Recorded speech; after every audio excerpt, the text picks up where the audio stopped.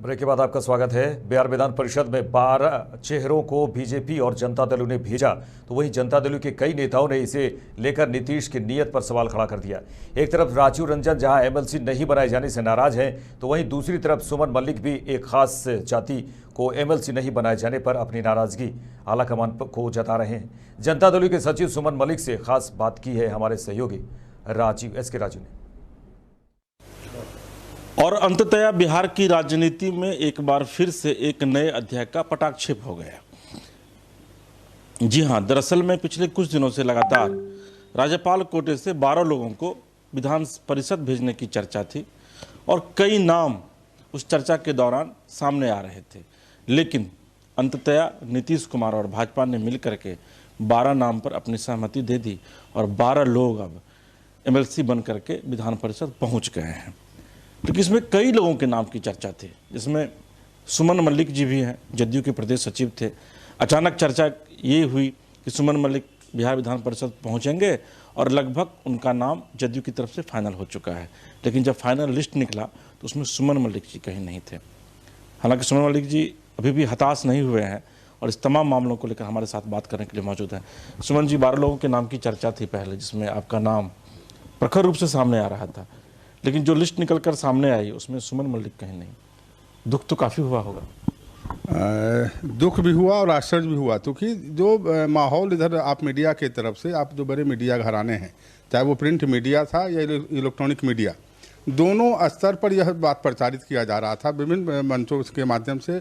कि जदयू अपने कायस्थ नेताओं में सुमन मलिक और हमारे साथ पार्टी के एक और कायस्थ नेता हैं, दोनों में से किसी एक को हाउस भेजने की कवायद होगी और पूरी संभावना हो गई थी। क्योंकि जिस तरीके से मीडिया ने उछाला था कि सुमन मलिक अपने छवि के कारण 4 दशक से कार्यकर्ता के रूप में काम कर रहे हैं, पार्टी के लिए नीतीश की नीतियों को जन जन तक पहुंचाने का काम कर रहे हैं, तो मुझे ही नहीं, हमारे साथ जो लोग हैं या जो कायस्थ समाज के लोग हैं, उनको भी आशा बंधी थी कि सुमन कुमार मलिक का रहता संघर्ष का दिन खत्म हो गया और इस बार नीतीश कुमार जी उन्हें पुरस्कार देंगे। और ऐसी स्थिति में मुझे भी लगा था कि हमारे नेता, जो कि वो सुलझे हुए नेता हैं, और मैं आज भी मानता हूँ कि देश की राजनीति में एकमात्र नीतीश कुमार जी ऐसे नेता हैं जो बड़ी स्वच्छ छवि के नेता हैं और जिनके पार्टी में कुछ सेकंड मैन उनके परिवार का नहीं है, आम लोगों को ही वो मौका देते हैं। तो मुझे भी लगा था कि मैं तो आम कार्यकर्ता हूँ, हमारे संघर्ष को सभी लोगों ने देखा है और जानते हैं कि ये संघर्ष की उपज है। तो मुझे लगा था, लेकिन जब रिजल्ट निकला तो मुझे आश्चर्य भी हुआ और आपके शब्दों में दुख भी हुआ, क्योंकि मुझे तो लग रहा था कि मेरा संघर्ष का दिन खत्म हो गया है,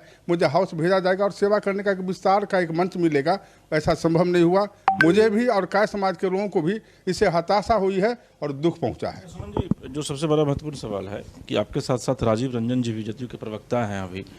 काफ़ी आस लगाए बैठे हुए थे और जो मेरे पास जानकारी है कि उनको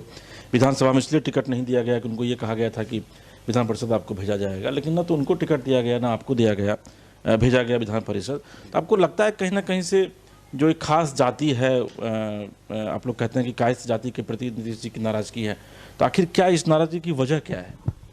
देखिए, हमारे नेता नीतीश कुमार को कायस्थ समाज से नाराजगी हो, मैं ऐसा नहीं मानता हूं, क्योंकि मैं जब नेता के साथ हूं तो मैं नेता की नीतियों के साथ हूं। और सबसे बड़ी बात क्या है कि हमारी जो अभी सरकार है, जो नीतीश जी हैं या जो बाकी लोग हैं, वो कायस्थ नेता, जिनको जब ये श्री जयप्रकाश नारायण लोकनायक के आंदोलन की उपज हैं, तो ऐसे में किसी कायस्थ समाज के नेता से कोई दुर्भावना या कोई अलगाव होगा ऐसा नहीं है। लेकिन हाँ, जिस तरह की गतिविधियां या जिस तरह का परिणाम सामने आ रहा है, तो ये जरूर कहा जा सकता है कि इस समाज के बारे में या इस समाज के ऊपर हमारे नेताओं को एक बार सोचना चाहिए। कहा यह भी जाता है कि चूंकि जो कायस्थ मतदाता जो हैं, उनके विषय में यह कहा जाता है कि वो बीजेपी के साथ अटैच है, मतलब बीजेपी को आप लोग ज़्यादा प्रमोट करते हैं, उसको ज़्यादा आप लोग वोट देते हैं, और यही वजह है नीतीश जी की नाराजगी की। नहीं, ये नीतीश कुमार जी या किसी भी नेता के बारे में अगर यह स्थिति है कि कायस्थ समाज सिर्फ भाजपा के लिए मतदान करता है, ये नहीं है। कायस्थ समाज बहुत प्रबुद्ध मतदाता है और कायस्थ समाज के बारे में ये धारणा आज से नहीं है। कायस्थ समाज पढ़ी लिखी जाती है और इनका सोच शुरू से ही जो है बहुत गतिशील और प्रगतिशील रहा है। और नीतीश कुमार की जो छवि वो प्रगतिशील नेता की रही है, एक चिंतन व्यक्ति की रही है, एक बड़े सोच वाले हृदय वाले नेता के रूप में है। तो ऐसे स्थिति में कायस्थ समाज जो है, क्योंकि कायस्थ समाज कभी राजद या किसी ऐसे लोगों को वोट नहीं दिया है जहां से किसी तरह का आपराधिक घटना हो या बाकी जो उस तरह का जो है जो समाज हित के विकास के विरुद्ध हो, वैसे लोगों को वोट नहीं करता है। लेकिन नीतीश कुमार जिस तरह की विकास की बात करते हैं, जैसी उनकी छवि है, सुमन जी एक बड़ा सवाल और ये है कि अब अगला कदम क्या होगा आप लोगों का? आप लोग जदयू में रहेंगे या फिर जदयू को बाय बाय करेंगे, चूंकि 40 साल का आपका राजनीतिक सफर है?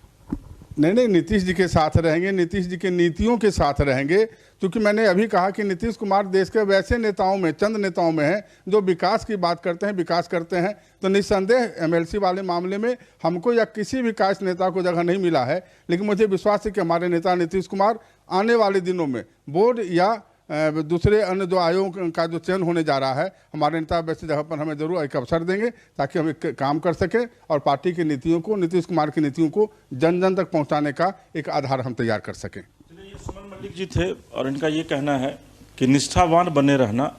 किसी भी दल के साथ जरूरी है, और यही वजह है कि चाहे उन्हें एमएलसी की कुर्सी मिले या ना मिले, लेकिन जदयू और नीतीश कुमार के प्रति इनकी निष्ठा बनी रहेगी।